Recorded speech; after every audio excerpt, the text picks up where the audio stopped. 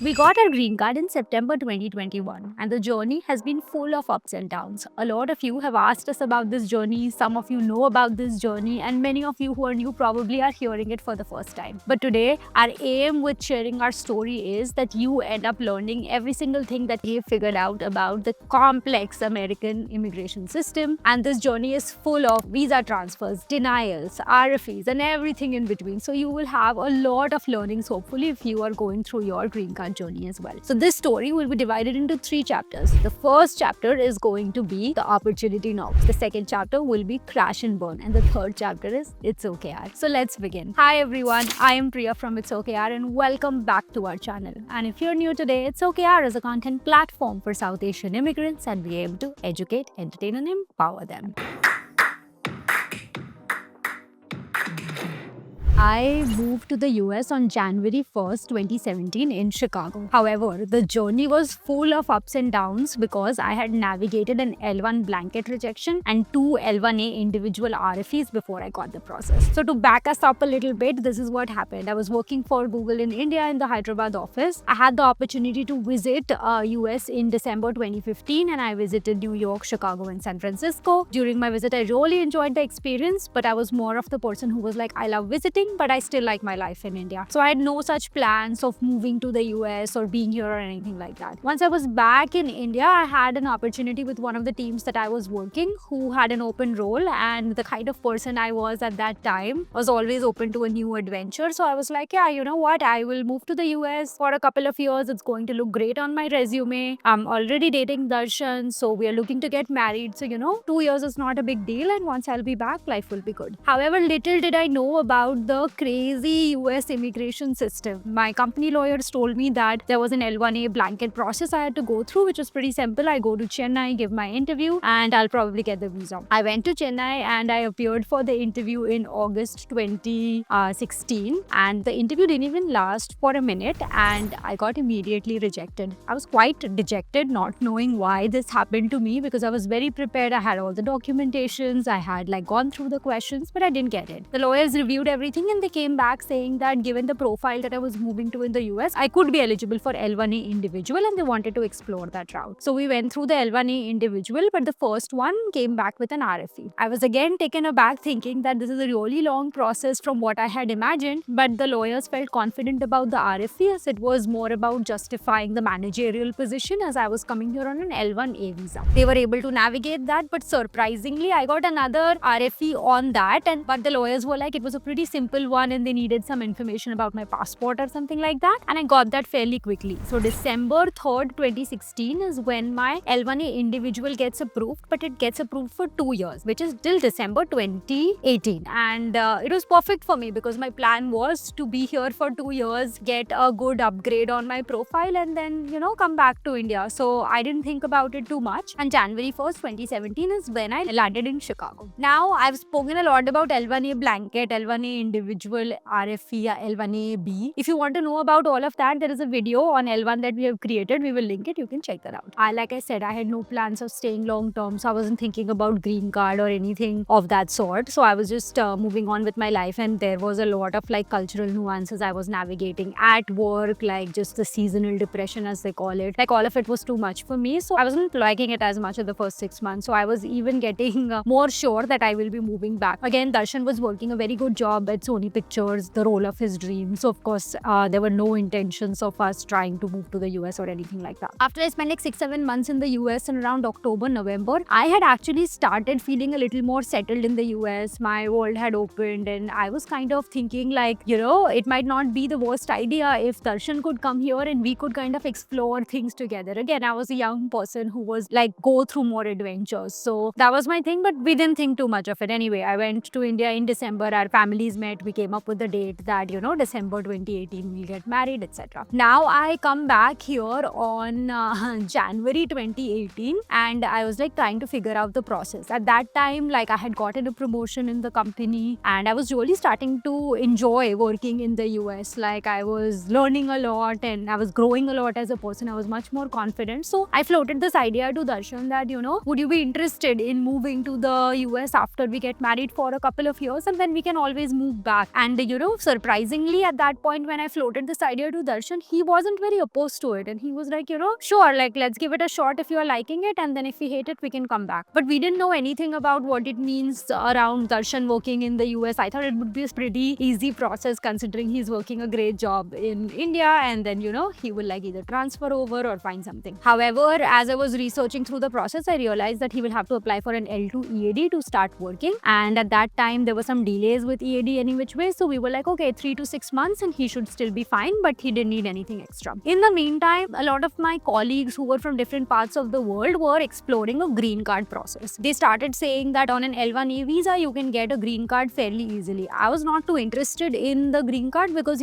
my plan was to anyway move back to the US, and L1A comes with 7 years. And I was like, okay, that's a very long time. I should be fine. However, I had at that time navigated an L1 blanket rejection. I had navigated 2 L1 RFEs, and then Darshan was going to be leaving his job and then moving here. So I was like looking for some stability with my visa situation. Like all of this was mentally too exhausting, and I was trying to plan my wedding and do so many other things that I was like, at least if getting a green card kind of removes this whole visa hurdle, I would rather go for that process. So as my colleagues were exploring, I also spoke to the lawyer. However, they said that there are too many rejections happening with EB1, so we can only put you on EB2. I knew nothing about what EB1, 2, 3 is, so I was like, sure, you can put me on EB2. And they put me on EB2 and I got my I-140. And then I realized that there is a long wait time for Indians, and I'll probably not get a green card this lifetime. So I was kind of confused that why have I gone through this process, and I now have an I-140, but it has nothing to do because Darshan comes on L2. It doesn't matter if I have an I-140. Anyway, I did the process and moved on. Anyway, a lot of things were happening already because I wanted to move to New York with my L1 extension as it was getting expired in December 2018. So I was like, I need to move to New York so that Darshan has more opportunities once he's moving to the US. When my L1 extension was getting filed, I was trying to look for roles before that in my company, and I figured out a transfer to New York. Now I have a transfer figured out and a role figured out in New York, and my lawyers filed for my L1 extension, which was due in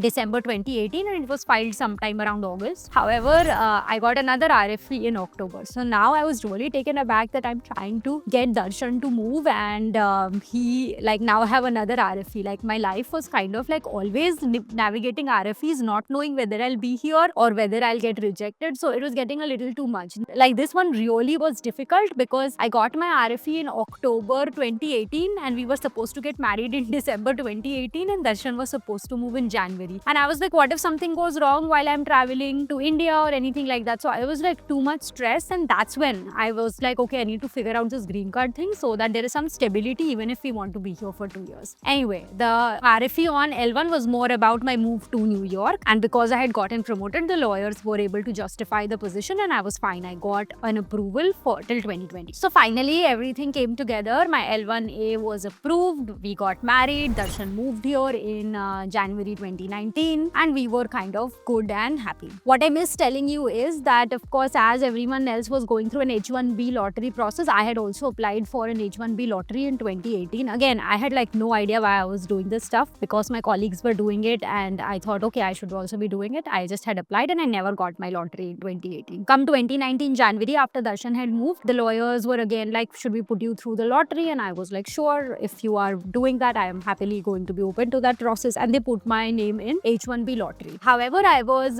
as I was doing more research with my colleagues, someone told me that they are going through an H1B consular notify. I didn't know much about it, but basically with H1B consular notify, you don't immediately move to H1B. You have the option to activate the H1B whenever you want. If you don't put that option, then once your H1B gets approved, your L1 status kind of gets invalid and you move to H1B. So now when I think back at it, it's good that my H1 did not get picked earlier because that was not consular notified. Only this time I figured out it was consular notify and I requested the lawyer that I would like to be on my L1 status. So please, we can move it to consular notify. So this time my lottery got picked, which is in 2019 March, and I also got an approval. However, there was no action that I was taking about it. Now Darshan moved here, he navigated his entire job search journey, landed something in the US, and we were starting to build our life together. Now comes 2020. 2020 was the year where my extension was going to be applied again for L1, and there was this little fear in my heart that again I'll get an RFE, something might go wrong. So I just wanted some stability. So I spoke to the company lawyers to understand if there was an option for me to move to EB1 now, because I had read read a lot about it by that time on the website, and I matched a lot of criteria given how I had progressed in my role and things like that. Surprisingly, when I spoke to the company lawyers, they said that my position now qualifies for an EB1C and they would be open to kind of exploring that route. So we started gathering like the documentation or the application process, which is really long. I remember like starting that process in February 2020, where I was just looking to gather documentation so that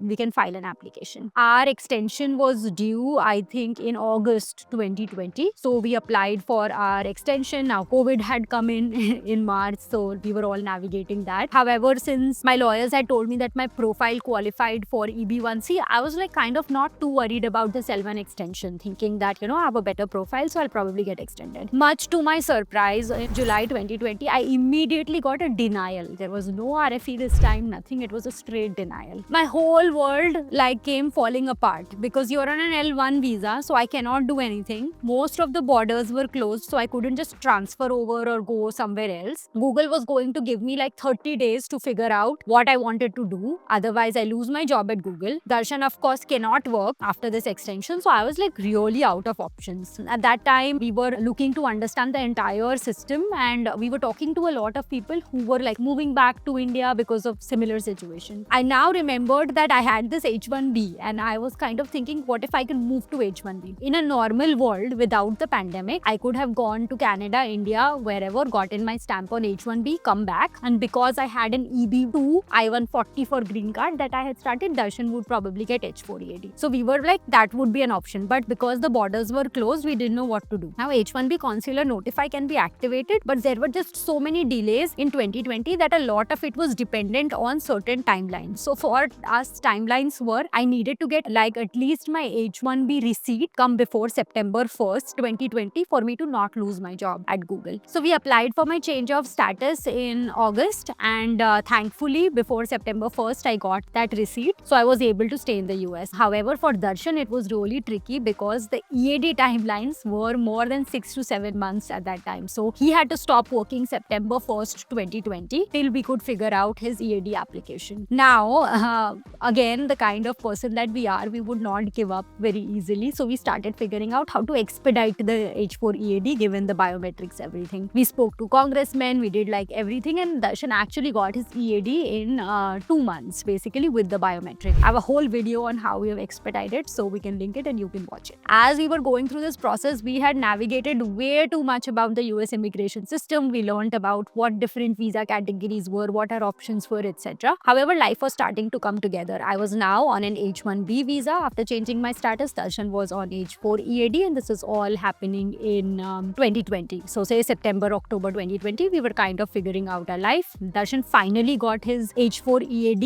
in December 2020, and then he resumed working in January 2021. He was working for a startup, so he was able to take that break for 4 months, and then that same startup hired him back. Now again, because of all of this US immigration system and navigating that, I was like completely dejected, and I did not want my life to get uprooted every time there is an extension or anything like that. I was very hell-bent on figuring out this EB1C, and at this point, like, we've been here in the US a while, we were really contemplating that should we go through all of this or really move back to India, because is this all worth it? Of course, I wanted to make sure that if we are moving back to India, it is out of choice, not because of our visa status or we were not able to figure out. However, if you remember, I had started my EB1 application, like gathering the documentation, etc. in February 2020. As soon as the election results and everything changed in November 2020, I decided to ask my lawyers if they were able to continue with my EB1C on H1B, because apparently that is still a thing, and as long as you meet all the criteria, you could be eligible for EB1C on H1B. So once I convinced my lawyers that my profile was good enough and they were able to validate that, we applied for our EB1C through H1B visa on November 2020. Once we did that, we got our I-140 on February 2021. This time there was no RFE, none of that. It was just there in February 2021, which was quite a relief. And then we spoke to the lawyer. It used to be current at that time, so they said we could immediately apply for an adjustment of status. But they recommended that you can just apply for your adjustment of status right now, and then you'll probably get an RFE, and then you can submit your medical documentation later. However, we were so traumatized by RFE denial and every single thing, we wanted to make sure that we file every single thing together for adjustment of status. So we took a couple of months, got our medical etc. done, and we